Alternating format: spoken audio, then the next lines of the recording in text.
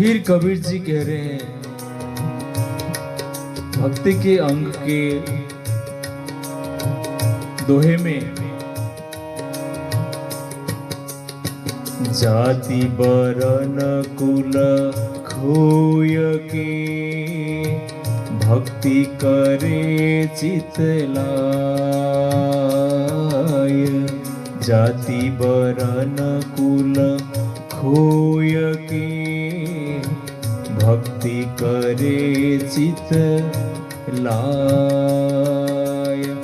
कहे कबीर सतगुरु मिले आवागमन नशाय।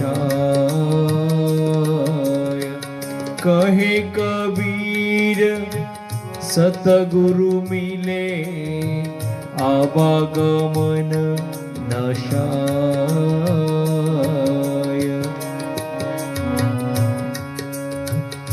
जाति वर्ण और कुल का अभिमान मिटाकर एवं मन लगाकर भक्ति करे, अर्थात सतगुरु के मिलने पर आवागमन का दुख अवश्य मिटेगा।